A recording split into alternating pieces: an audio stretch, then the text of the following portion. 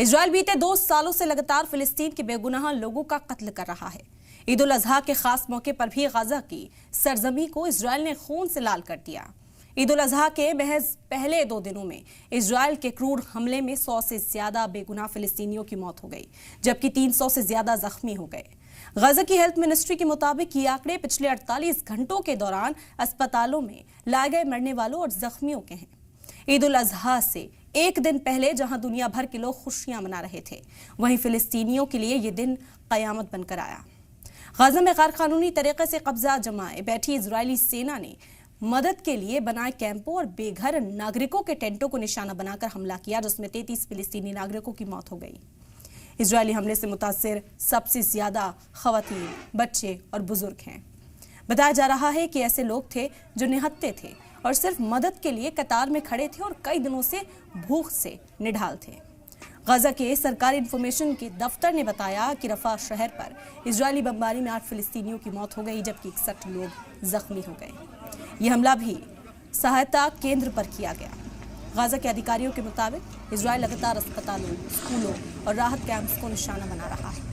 बीते 27 मई 2025 से अब तक इजरायल के जरिए राहत कैंप पर हमले में 110 फिलिस्तीनियों की मौत हो चुकी है। वहीं 583 जख्मी हो चुके हैं और 9 लोगों का अब तक पता नहीं चला है। इजरायली जुल्म का अंदाजा इस बात से लगाया जा सकता है कि यहाँ 70% से ज्यादा इंफ्रास्ट्रक्चर तबाह बर्बाद हो चुका है और लोग खुले में रहने को मजबूर हैं। और अब जो लोग पनाह लेने की कोशिश टेंटों में करते हैं, रेफ्यूजी कैंप्स में करते हैं, उन्हें भी तबाह किया जा रहा है। सवाल वही कि वही बरकरार है कि जीत यहाँ किसकी हो रही है। महज बेगुनाह फिलिस्तीनी मारे जा रहे हैं। इसी पर चर्चा करते हैं। खास मेहमान इस वक्त हमारे साथ जुड़ गए हैं। तारुफ आपका कराते हैं।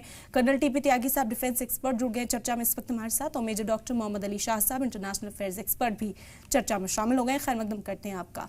टीपी त्यागी साहब, शुरुआत आप ही से कर लेते हैं। बेगुनाह लोगों की जानें लगातार जा रही हैं, किस तरीके के हमले हैं ये? हमने देखा कि पूरी दुनिया खुशियां मना रही थी, लेकिन गाजा का हाल वहीं के वहीं।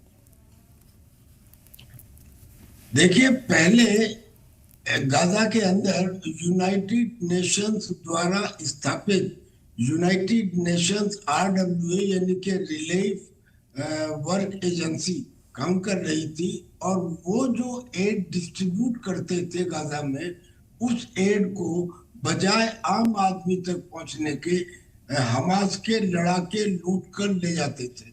लिहाजा पिछले महीने मई में अमेरिका के एक एजेंसी गाजा ह्यूमैनिटेरियन फाउंडेशन को इजराइल के प्रोटेक्शन पे वहां स्थापित किया गया। अब जो गाजा ह्यूमैनिटेरियन फाउंडेशन है, इसको यूनाइटेड नेशंस ने मना कर दिया कि हम तुम्हारे साथ कोऑपरेट नहीं करेंगे, और इसको थ्रेट आने लगे डायरेक्ट हमास से कि हम तुम्हें डिस्ट्रीब्यूट नहीं करने देंगे। उसने हाथ खड़े कर दिए कि मैं डिस्ट्रीब्यूट नहीं करूंगा। इस सिचुएशन के अंदर गाजा हमास का एक लीडर भी वहां पर आ गया, जिसका नाम है शारिया, अबू शारिया, उसके भाई वगैरह, वहां पे गोली चली, वो भी मारा गया उसमें। लेकिन इसमें समझने वाली बात यह है कि ये जो कुछ हो रहा है, जितने बच्चों की डेथ हो रही है, जो बहुत गलत है, इससे ज्यादा गलत हो नहीं सकता। एक किस्म से गाजा का जो फ्यूचर है, वो फ्यूचर को ही खत्म किया जा रहा है। जो लोग वहां, जो लेडीज प्रेग्नेंट है, उनके बच्चे या तो एबॉर्शन क्या बोलते हैं उसे, अर्ली मिसकैरेज हो रहा है, या वो डिसेबल्ड पैदा हो रहे, ये सब हो रहा है। लेकिन इसके लिए जिम्मेदार हमास है, क्योंकि हमास के लिए जितने ज्यादा बच्चे मरे, जितनी ज्यादा औरतें मरे, जितनी ज्यादा किलिंग, लेकिन टीपी त्यागी साहब, सवाल यहाँ पर ये पूछा जा रहा है कि जो रेफ्यूजी कैंप्स में पनाह लिए हुए हैं, जो टेंट्स में पनाह लिए हुए, वहां तो हमास के लड़ाके मौजूद नहीं है। वहां पर जांच कराई जाती है, बाद में एक भी लड़ाका पाया नहीं जाता। तो हमास को टारगेट करना बताते हुए इस तरह बेगुनाहों के टेंट्स पर अगर टारगेट किया जाएगा तो ये भी सही ठहराया नहीं जा सकता है।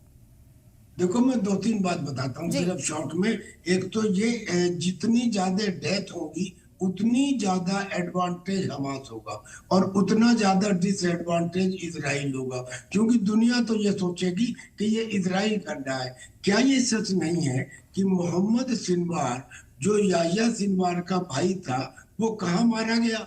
वो मारा गया उस यूरोपियन हॉस्पिटल जो खान यूनिस में था जी। उसके नीचे बनाई गई एक टनल के अंदर।